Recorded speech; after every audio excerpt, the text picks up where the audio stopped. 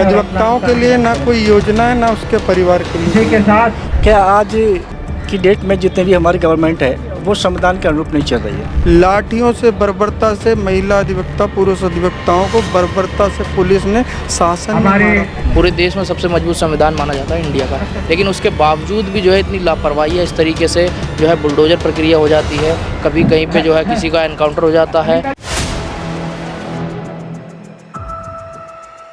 नमस्कार, 4PM दिल्ली देख रहे हैं आप और मैं हूं आपके साथ शाहीन खान। और अभी अभी आपने जो तस्वीरों में देखा, ये तमाम देश के जाने माने वकीलों की टोली है जो दिल्ली के जंतर मंतर पर इकट्ठी हुई है, क्योंकि आज 75वां संविधान दिवस है और उसी को याद करते हुए, उसी को सेलिब्रेट करते हुए तमाम वकीलों की टोली यहाँ पे खड़ी। आप देख सकते हैं बैनर लगा है, संविधान है तो हम हैं, संविधान तो हम हैं, हमें भीख नहीं चाहिए। पूरी SC ST OBC की जो वकील हैं तमाम लोग यहाँ पर पहुँचे हैं, क्योंकि आज 75वां संविधान दिवस है और उसी को सेलिब्रेट किया जा रहा है। देश भर में इसको सेलिब्रेट किया जा रहा है, आज संसद के अंदर भी सेलिब्रेट किया गया है और वकील हैं तमाम, उन्हीं से चर्चा करेंगे कि आज 75वां संविधान दिवस किस मायनों में, किन मायनों में आज जो है अहम है और क्यों इसको सेलिब्रेट करना चाहिए। जी, सबसे पहले तो राष्ट्रीय संविधान दिवस की आपको बहुत बहुत हार्दिक बधाई और शुभकामनाएं।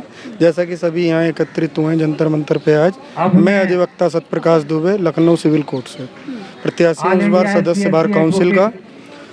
आज हम अपने अधिकारों को, जैसा कि समाज के अधिकारों के लिए हम लोग शुरुआत से 1949 से जब से देश आज़ाद हुआ है हम चीज़ें रखते आए हैं, सबको समाज को अधिकार दिलाते आए हैं।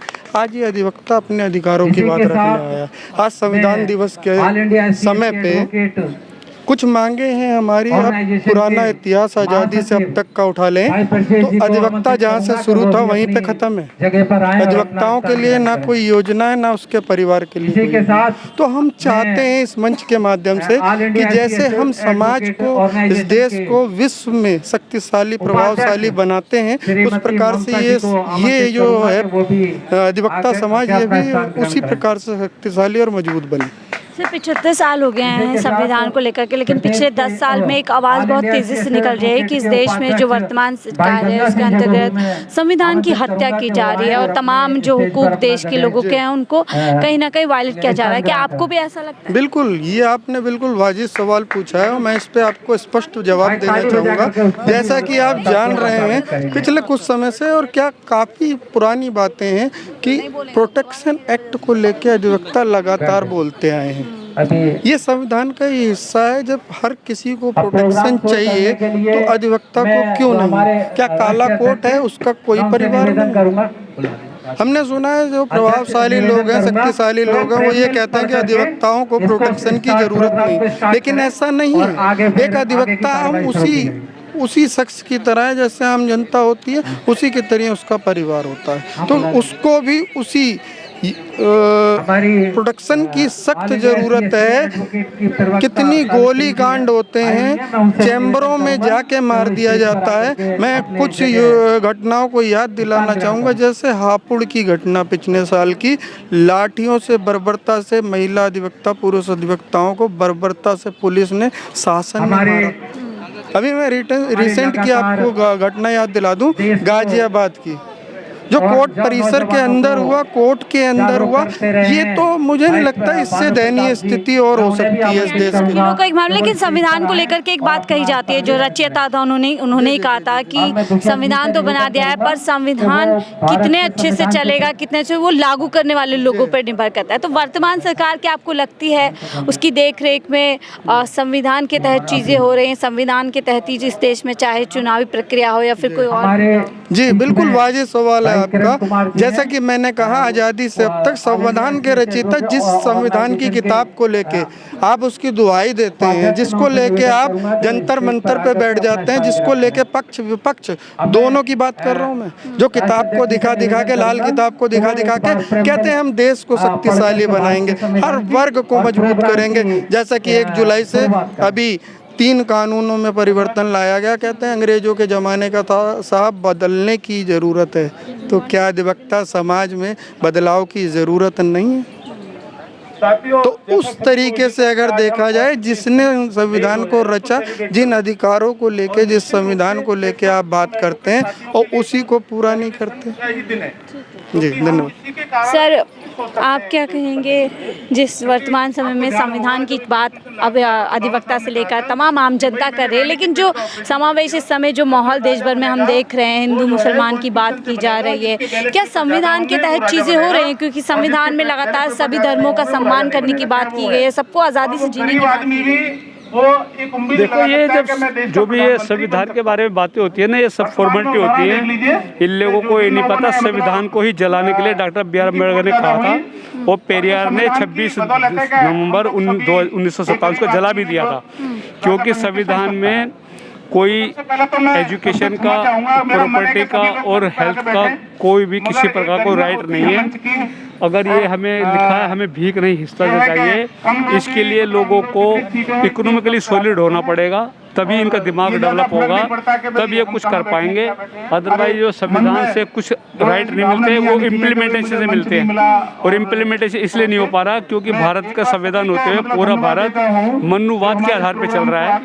और मेरा सवाल वही है कि संविधान में बात की गई है कि सभी धर्मों को, सभी भाषा बोलने वालों को इस देश में रहने की आज़ादी है, लेकिन पिछले कुछ साल में हिंदू राष्ट्र की मांग की जा रही है और लगातार एक वर्ग के खिलाफ जो अत्याचार है वो बढ़ते जा रहे हैं। हिंदू राष्ट्र की बात करना एक भ्रम है। भारत में जितने भी 100 प्रकाश के हैं वो हिंदू हैं, उनका ही 90% से 100% तक हर प्रकार के संसाधनों के ऊपर नियंत्रण है।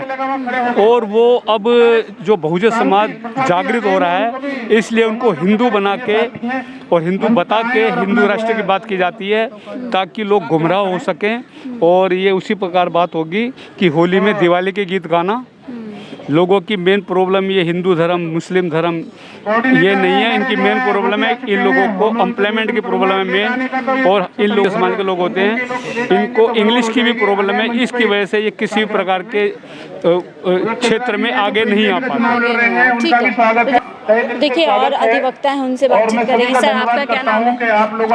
मेरा नाम रविकिरण गौतम एडवोकेट गाजियाबाद से हूँ। ठीक है सर, आपको क्या लग रहा है आज 75वां संविधान है, क्या आपको देश में जो आज पूरा एक सिस्टम है, जो हालात है देखने, क्या संविधान के हिसाब से चीज़ें चल रही हैं या लग रहा है कि बाबा साहब ने जब ये संविधान की प्रारूप समिति के चेयरमैन के रूप में स्थापना की थी तो उन्होंने पहले ही ताड़ लिया था कि जो आज़ादी हमें मिली है वो आज़ादी बहुत मुश्किल से मिली है, और इस आज़ादी से पहले भी भारत गुलाम रहा था और ये गुलाम हो सकता है ये दोबारा आ जाए। कि इस गुलाम को बनाने में हमारे भारत के लोगों की ही आमद वो थी, क्योंकि इन्होंने विदेशों को आमंत्रित किया। और ऐसे ही आज की पोजीशन भी यही है कि हमारी जो केंद्र सरकार है उसकी नीति भी into a sovereign, socialist, secular, democratic। जब ये बाबा साहब पहले ही इसको ताड़ गए थे कि ये देश गुलाम फिर दोबारा हो सकता है, क्योंकि बाबा साहब ने जब संविधान का निर्माण किया था और लागू होने जा रहा था ये, तो उन्होंने एक बात कही थी कि ये संविधान कितने भी अच्छा हो, यदि इसको अंगीकार करने वाले, इसको चलाने वाले यदि गलत लोगों के हाथ हो तो वो संविधान अच्छा नहीं हो सकता, और संविधान कितना ही बुरा हो और अच्छे लोगों के हाथ में हो तो वो संविधान अच्छा होगा। आज जो सरकार सत्ता में है क्या वो सही चला रही संविधान को, सही तरीके से तमाम जो अधिकार इसमें है, जो जिम्मेदारी उसको लागू कर पा रही है? देखिए मेरा अपना व्यक्तिगत मानना है ये कि आज की डेट में जितने भी हमारी गवर्नमेंट है वो संविधान के अनुरूप नहीं चल रही है।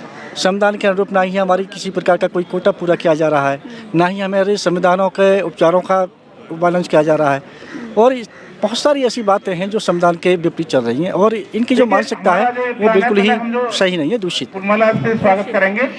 सर आपका क्या नाम है? मैम मेरा नाम रोहित गौतम है। रोहित जी आपको क्या लगता है अभी हाल फिलहाल में ही 2 दिन पहले ही, शायद 1 दिन पहले ही याचिका दायर की जाती है प्रियम्बल में चेंज करने के लिए, ठीक है, कि वहाँ से धर्मनिरपेक्ष शब्द हटा दिया जाए, समाजवादी शब्द हटा दिया, कैसे देखते हैं ये जो एक पूरी हम जद्दोजहद देख रहे हैं पिछले कुछ समय से कि ये शब्द निकल जाए और जो देश है वो पूरी तरीके से हिंदू राष्ट्र बन जाए? मैम सभी साथियों को सबसे पहले मेरा क्रांतिकारी जय भीम। आज हम सभी संविधान दिवस के मौके पे यहाँ उपलक्ष्य है। तो मैम जो आपने मेरे से सवाल करा है कि समय समय पे आज से ही नहीं कई सालों से जो है संविधान पे प्रहार करा जा रहा है, जो कुछ मानसिकता के लोग, गलत मानसिकता के लो या दलित विरोधी, बहुजन विरोधी मानसिकता के लोग हैं, वह चाहते हैं कि इस देश में सबसे पहले आरक्षण खत्म होना चाहिए, जिसके लिए वह सत्ता से लेके ज़मीनी स्तर तक सारा जोर लगा रहे हैं। और जो कि हम सभी देख भी रहे हैं, कहीं ना कहीं जो है संविधान हमारा इतना मजबूत होने के नाते पूरे देश में सबसे मजबूत संविधान माना जाता है इंडिया का, लेकिन उसके बावजूद भी जो है इतनी लापरवाही है, इस तरीके से जो है बुलडोजर प्रक्रिया हो जाती है, कभी कहीं पे जो है किसी का एनकाउंटर हो जाता है, कभी कुछ हो जाता है, कभी कुछ, इस तरीके से जो है। अब जैसे ही कल एक याचिका दायर हुई, कल या परसों, के जिसमें कहा गया प्रेमबल में कुछ वर्ड्स चेंज करे जाएँ, बट सुप्रीम कोर्ट ने उसे खारिज कर दी। तो मैं सुप्रीम कोर्ट की तारीफ़ करना चाहूँगा इस मामले में कि सुप्रीम कोर्ट ने और हमारे CJI जी ने बहुत ही अच्छा फैसला लिया है ये, कि ये लोग सबसे पहले चाहते हैं कि जो प्रेमबल में वर्ड्स हैं, जिनसे अब आज हमने, अभी आपने अगर रिकॉर्ड करा हो शायद, तो हमने प्रेमबल की शपथ ली है, ओथ ली है। क्यों? क्योंकि प्रेमबल ही जो है सब कुछ है, स्टार्टिंग ही प्रेमबल से है। प्रेमबल समझ के आदमी समझ जाता है कि आगे क्या चीज़ है, तो इसलिए वह चाहते हैं कि हमारी मेन जो जड़ है, जिसे हम देख के आगे इनकरेज होते हैं कुछ करने के लिए, उसी को काटना चाहते हैं। तो ये मेन रीज़न है इनका प्रेमबल में छेड़छाड़ करने का।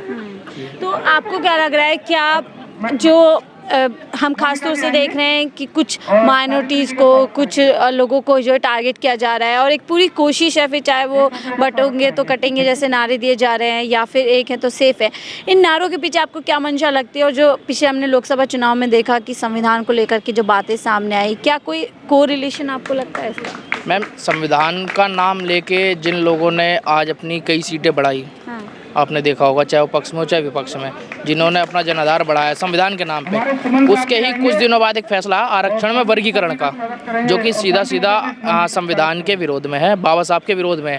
क्यों? क्योंकि जो आरक्षण दिया गया था वो पूना पैक्ट समझौता था, किसी की खैरात नहीं थी वो। तो ये लोग चाहते हैं कि आरक्षण ख़त्म किया जाए, संविधान में चेंजिंग करी जाए और पूरी तरीके से संविधान को बदल के अपना हिंदू राष्ट्र कहीं ना कहीं ये लोग घोषित करना चाहते हैं। लेकिन मैं बता देना चाहता हूँ कि आज जो हम सभी यहाँ वकील इकट्ठे हुए हैं, तो अभी तो हमारी तादाद जो है ठीक ठाक है, और आने वाले समय में जब जरूरत पड़ेगी संविधान के लिए, तो हम पूरे देश में आंदोलन करने का काम करेंगे।